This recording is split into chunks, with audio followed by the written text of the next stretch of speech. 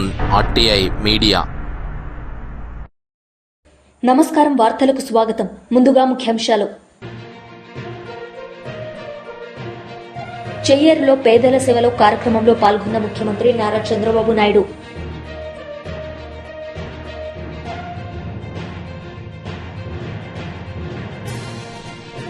మాజీ ఎంపీ కవిత మీడియా సమావేశం, పలు అంశాలపై వివరణ.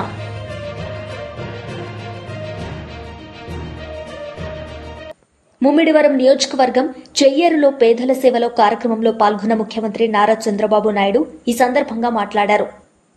ఇమ్మీడియట్ గా యాక్షన్ తీసుకుంటా, కలెక్టర్ కూడా ఆదేశాలు ఇస్తున్నా, ఎంత డబ్బులని ఇచ్చి ఇమ్మీడియట్ గా చేస్తాం. చెయ్యేరు గ్రామంలో సీసీ రోడ్లు, డ్రైనేజ్ రెండు కూడా పూర్తి చేయాలి. దానికి కూడా ఒక యాక్షన్ ప్లాన్ తయారు చేయమని చెప్పి కలెక్టర్కి ఆదేశాలు ఇస్తున్నాం. ఈ నియోజకవర్గంలో BC residential school and college రెండు కూడా గర్ల్స్ కావాలన్నారు. తప్పకుండా దీన్ని కూడా శాంక్షన్ చేస్తున్నానని చెప్పి నేను మీకు తెలియజేసుకుంటూ, నేను ఇవన్నీ చేస్తా.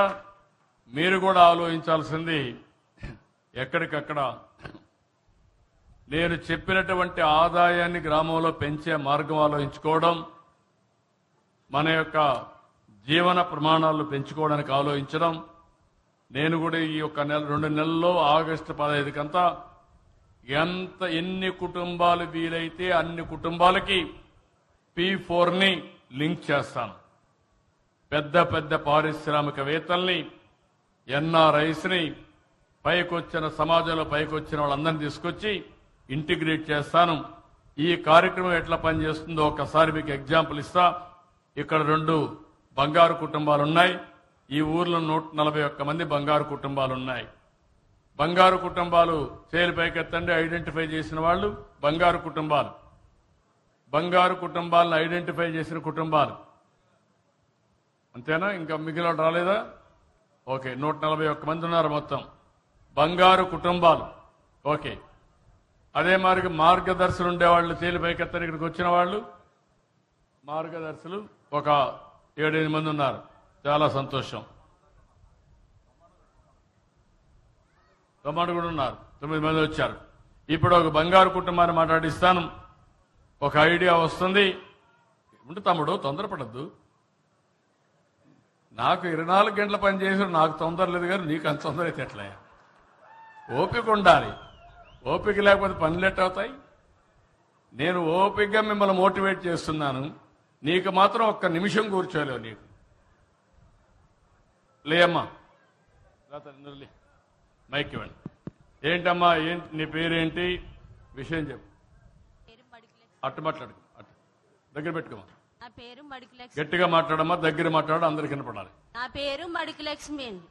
నా భర్త పేరు మడికి శ్రీనివాస్ అండి. నా పెద్ద బిడ్డ పేరు తరుణి అండి. రెండో బిడ్డ పేరు తరిష్మా అండి. మూడో బిడ్డ పేరు అభిగేల్ అండి. మా ఆయన అయితే క్యాన్సర్ తో చనిపోయారండి. ఎట్లా చనిపోయాడమ్మా? క్యాన్సర్ తో చనిపోయారండి. ఇది కూడా ఒకసారి ఆలోచించాలి మనందరం.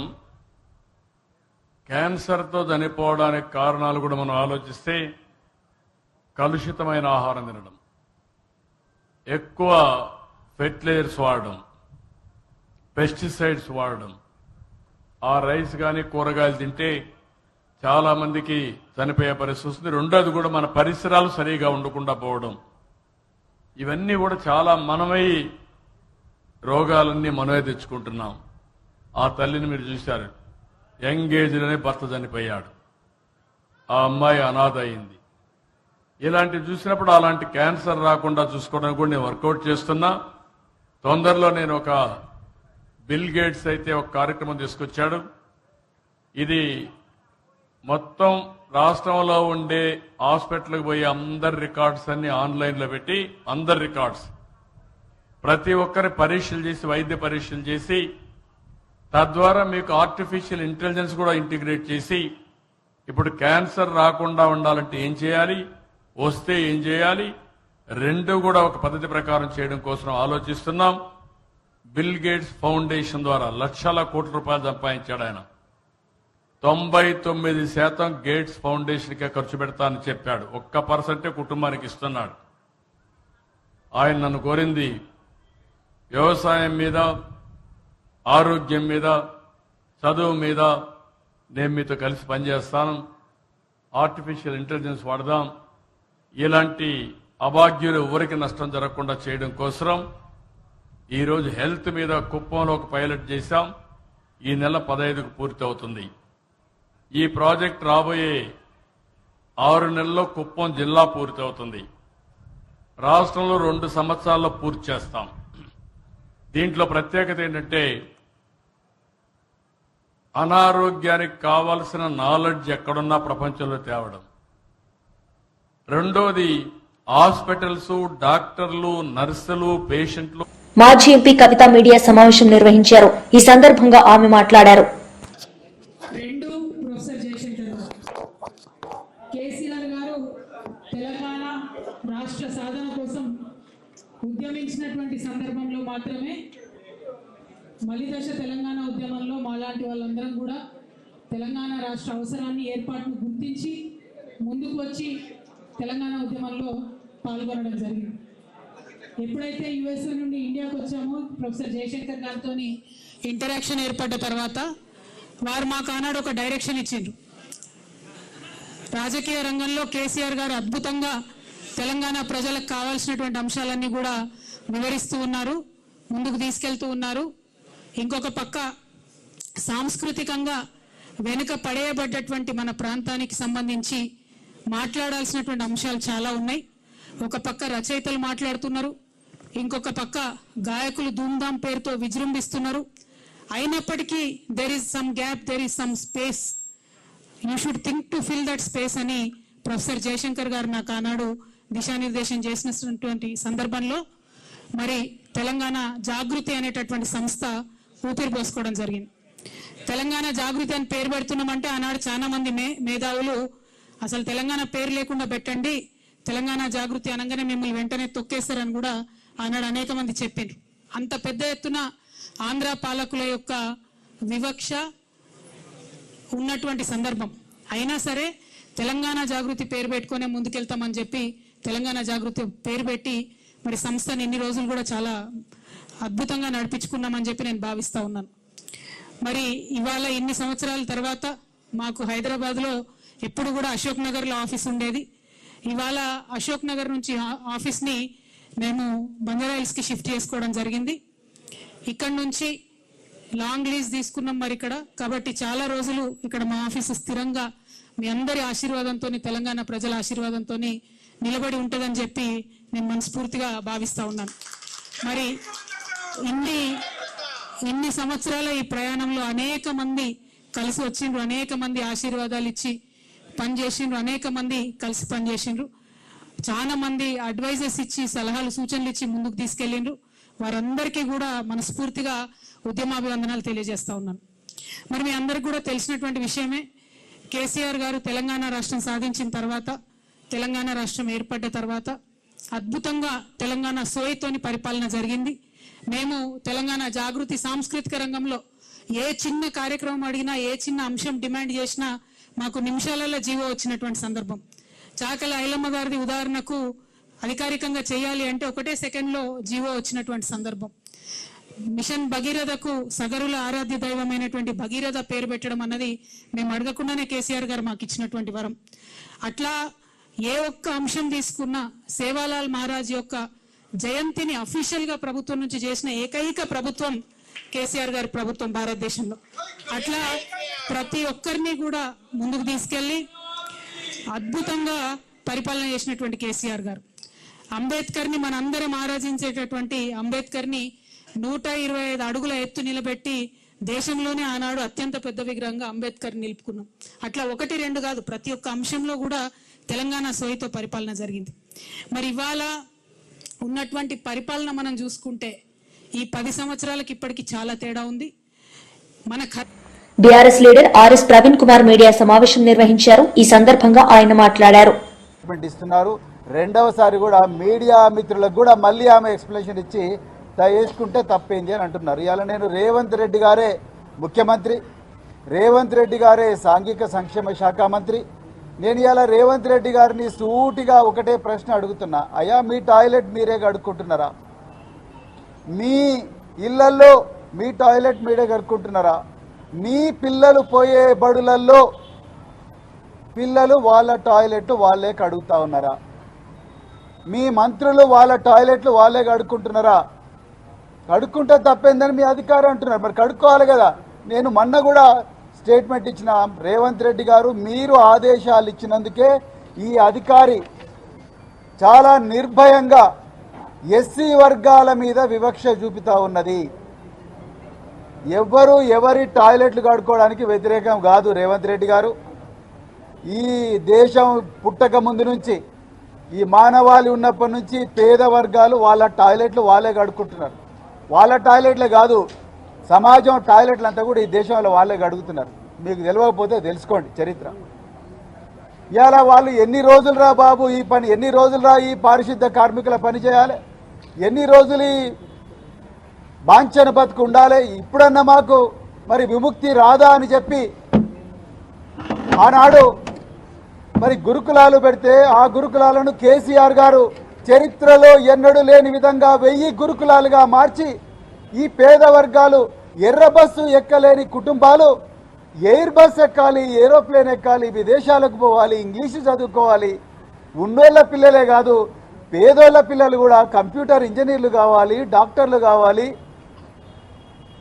కలెక్టర్లు కావాలి, ఐపీఎస్లు కావాలి, ఐఏఎస్లు కావాలి, సినిమా యాక్టర్లు కావాలి అని చెప్పి వీళ్ళ కోసం ప్రత్యేకమైన పాఠశాలలు 1000 దాకా పెంచితే, వీళ్ళందరికీ సన్నబియ్యంతో అన్నం పెడితే, వీళ్ళందరినీ ప్రపంచ స్థాయిలో తీసుకపోతే ఇలా కన్నుగుట్టి వివక్షతోని ఒకవైపేమో మీరే అందరికన్నా పెద్ద మాదిగా నేనే అంటారు, అందరికన్నా పెద్ద మాల నేనే అంటారు, నాకన్నా పెద్ద మాదిగా ఎవరు లేరంటారు, దళితుల ఇళ్లలో పండుకున్నా అని చెప్పి యాక్షన్ చేస్తారు, నా ఎంబడి జెండాలు పట్టుకొని తిరిగిందంత దళితులే అంటారు.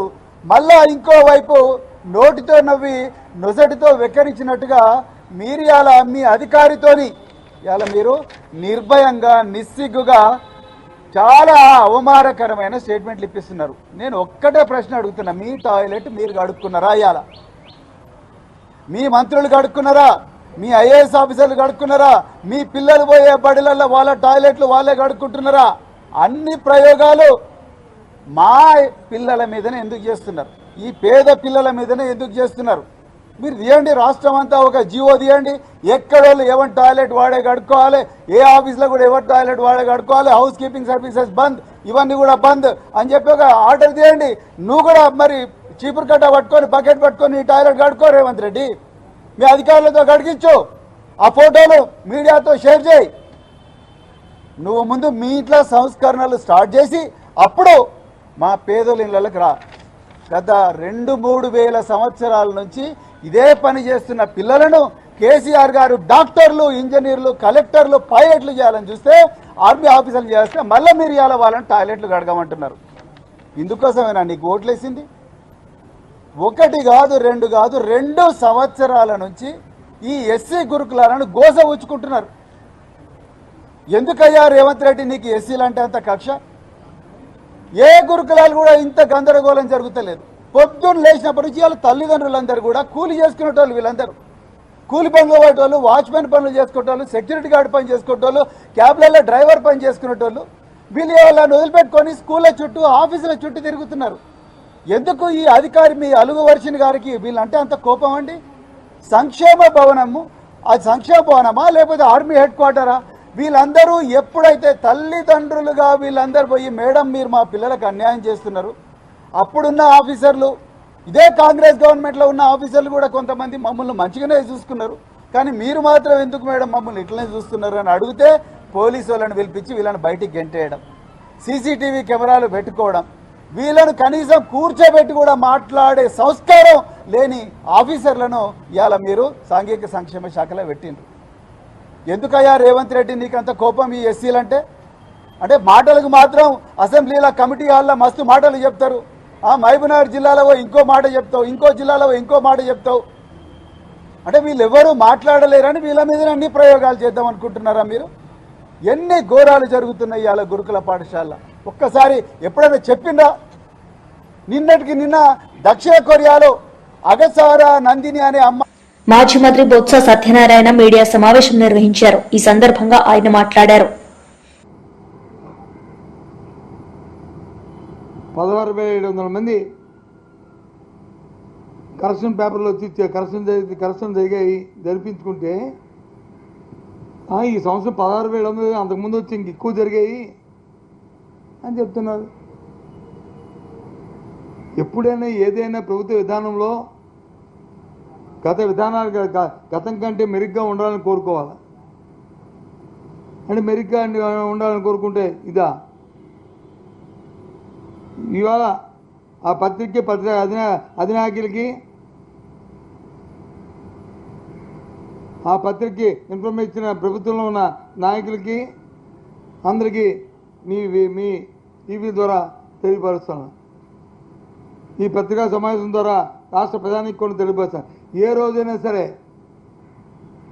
5,000 సంఖ్యకు ఒక్క విద్యార్థి అనేది ఎక్కువ మందికి కరెక్షన్స్ వచ్చే ఆలోచించమని కోరుతున్నాను. తీయండి లెక్కలు, రండి, నేను వస్తాను మీ రివ్యూకి, నన్ను పిలవండి, మీ రివ్యూకి వస్తాను. పెట్టండి అధికారులు అందరూ. నేను యాజ్ అపోజిషన్ లీడర్ కెపాసిటీలో నేను వచ్చి పాల్గొంటాను. ఇదేదో ఛాలెంజర్ల కోసం కాదు, వ్యవస్థను సరిదిద్దడానికి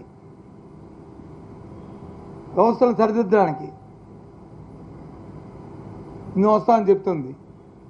అంతేకాదు ఎప్పుడు కూడా 20 మార్కులు వచ్చి మళ్ళీ 90 మార్కులు అనేది ఎప్పుడు ఏ స్థాయిలో కూడా ఎప్పుడు కూడా రాలే. ఏదైనా వస్తే 1, 2, 3 మార్కులు వచ్చి ఈ లెక్కలో అటు ఇటు కరెక్షన్స్లోనో లేకపోతే కౌంటింగ్లోనో తప్పులు వస్తే అది కూడా తప్పని చెప్పి ఎన్నో సందర్భాల్లో మేము చెప్పాం. చేసుకున్న మీద చర్య తీసుకోవాలని చెప్పాం. కానీ ఇదేంటండి ఇది? అంటే అంత నిర్లక్ష్యంగా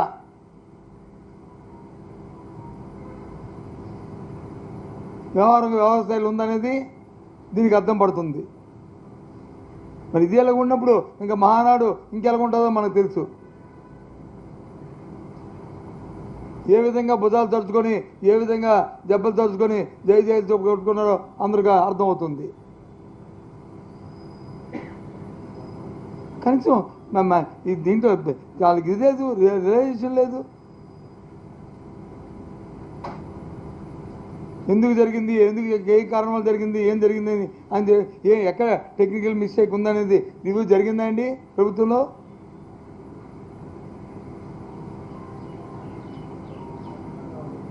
నేను చెప్తాను, పెట్టండి, మీటింగ్ పెట్టండి. దీని ప్రతిదానికి ఒక ఎస్ఓపి ఉంటుంది, సిస్టమ్ ఏ రకంగా దీన్ని తీసుకెళ్ళాలనేది. రోజుకి పేపర్లో ఎంతమంది ఇన్విజిలేటర్ ఉండాలి, ఎంతమందికి ఇన్విజిలేటర్ ఎవరైతే కరెక్షన్ చేస్తారో వాల్యుయేషన్ చేస్తున్న వాళ్ళకి రోజుకి ఎన్ని పేపర్లు ఇవ్వాలి, బిఫోర్ లంచ్ ఎన్ని ఇవ్వాలి, ఆఫ్టర్ లంచ్ ఎన్ని ఇవ్వాలి. ఎందుకంటే మానవుడి తాలూకా ఆ కెపాసిటీ బట్టి అవి క్యాలిక్యులేట్ చేసి ఇస్తారు. రోజుకి 40 పేపర్లు ఇస్తారు. ఉదయం ఒక 20, మధ్యాహ్నం ఒక 20, 5 వద్దామని చెప్తారు. మీరు మొన్న ఎన్ని ఇచ్చారండి? వెరిఫై చేసుకోండి. మన టీచర్ తాలూకా ఆ కెపాసిటీ మేము పని చేయాలి కదండి.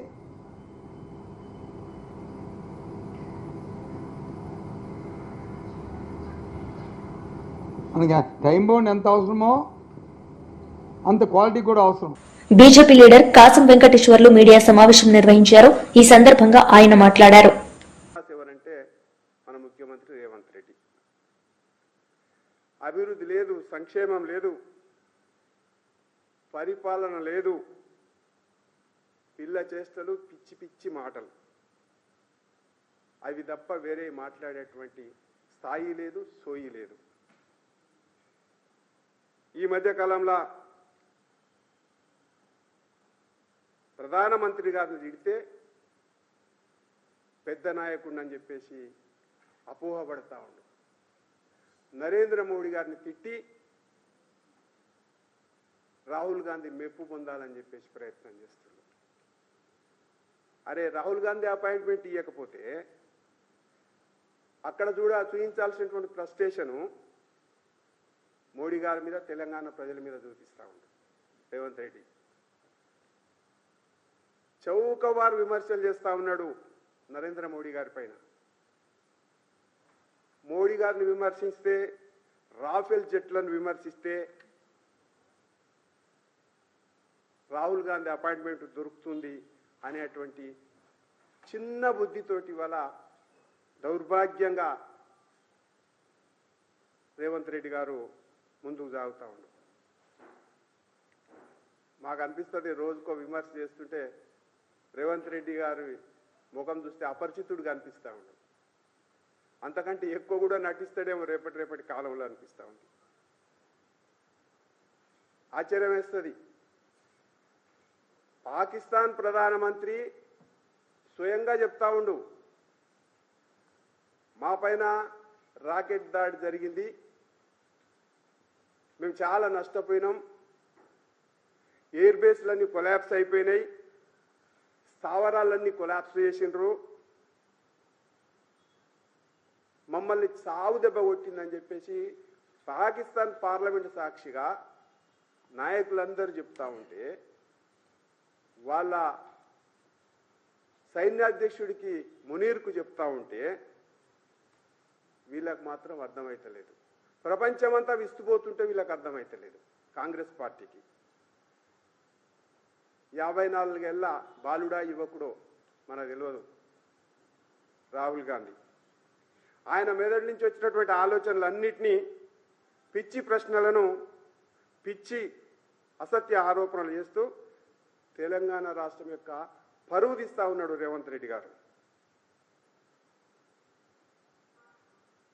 భారత్ పాకిస్తాన్ పైన దాడి చేసి ఎలాంటి అద్భుతాలు సృష్టించిందో ప్రపంచం అంతా కూడా గుర్తెరిగింది. ప్రపంచం అంతా శ్లాఘిస్తూ ఉంది. కానీ కాంగ్రెస్ పార్టీకి మాత్రం ఆ విషయం కనబడతలేదు.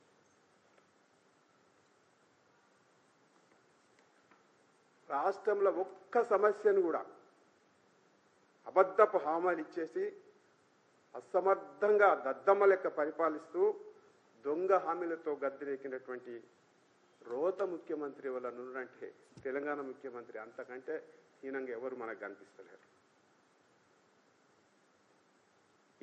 వైసీపీ లీడర్ మీడియా సమావేశం నిర్వహించారు. ఈ సందర్భంగా ఆయన మాట్లాడారు. ఆ ఎమ్మెల్యేలు దగ్గర లేఖ ఇప్పించేదానికి మండల లెవెల్లో ఉన్నటువంటి ఆ రాజకీయ నాయకులు, ఆ కూటమి ప్రభుత్వంలో సంబంధించినటువంటి రాజకీయ నాయకులు, చిన్న రాజకీయ నాయకులు పైరవులు చేసుకుంటూ లక్షలలో ఆ లేఖలకి డబ్బులు ఉద్యోగస్తుల దగ్గర నుంచి దండుకుంటూ వాళ్ళని నానా రకాలుగా ఇబ్బందులు పెడుతున్నారు. అంటే ఆ యొక్క స్థాయిని బట్టి, ఆ యొక్క డిపార్ట్మెంట్ ను బట్టి 2 లక్షల నుంచి 10 లక్షల వరకు ఈ దళారీలాగా ఏర్పడి కొంతమంది ఈ నాయకులు మరి వసూళ్లు చేసి వాళ్ళని ఉద్యోగస్తుల్ని కన్ఫ్యూజన్ క్రియేట్ చేస్తారు. కన్ఫ్యూజన్ కొన్ని దగ్గరలో ఒక్కొక్క ఎమ్మెల్యే దగ్గర నుంచి ఇద్దరికి ఇవ్వడం జరుగుతుంది లేఖలు. అయితే వాళ్ళల్లో వాళ్ళకు పోటీలు పెడతారు. ఎవరు మీకు ఎక్కువగా ఖర్చు పెట్టుకుంటే వాళ్ళకి ఆ యొక్క బదిలీలు చేస్తాము, ట్రాన్స్ఫర్ చేస్తాము అని చెప్పేసి చెప్పడం మరీ విడ్డూరంగా ఉంది. అధికారులు కూడా ఎవరైనా రిక్వెస్ట్ ట్రాన్స్ఫర్స్ ఉన్నాయి, రిక్వెస్ట్లు వాళ్ళు కన్సిడర్ చేయకుండా మీరు ఎమ్మెల్యే దగ్గర లేఖ తెచ్చుకుంటేనే మేము మీ యొక్క రిక్వెస్ట్ ని కన్సిడర్ చేస్తాము అని చెప్పి అధికారులు చెప్పడానికి కూడా చాలా విడ్డూరంగా ఉంది. ఆ విషయం చూస్తే వింటూ ఉంటే ఎక్కడికి పోతున్నాం? ఎక్కడైనా రూల్స్ అండ్ రెగ్యులేషన్స్ లో ఉందా ఎమ్మెల్యే దగ్గర లేఖ తెచ్చుకోవాలి, లేకపోతే పొలిటీషియన్స్ రికమెండ్ చేయాలని చెప్పేసి? ఎక్కడా లేదు. ఉంటే ఇక జీవో 23 మొన్న ఇచ్చినటువంటి జీవోలో పొందుపరిచి ఉండాల్సింది. ఫలానా రూల్ ప్రకారంగా మీరు ఎమ్మెల్యే దగ్గర లేఖ తెచ్చుకుంటేనే మీ ట్రాన్స్ఫర్స్ జరపబడతాయి అని చెప్పేసి.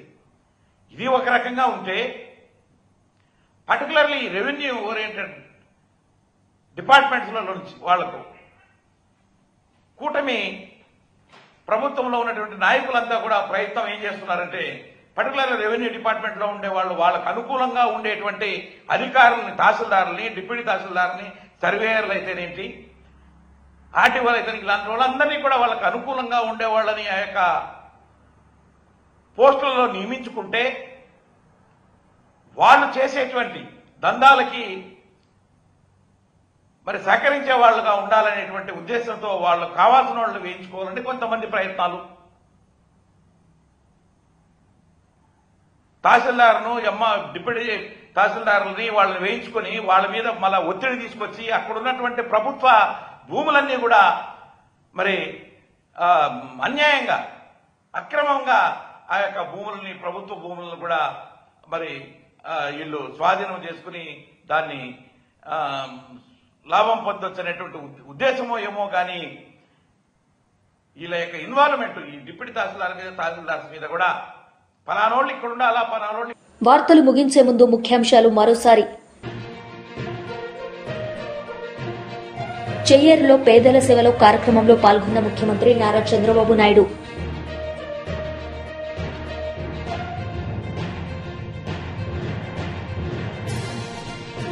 మాజీ ఎంపీ కవిత మీడియా సమావేశం, పలు అంశాలపై వివరణ.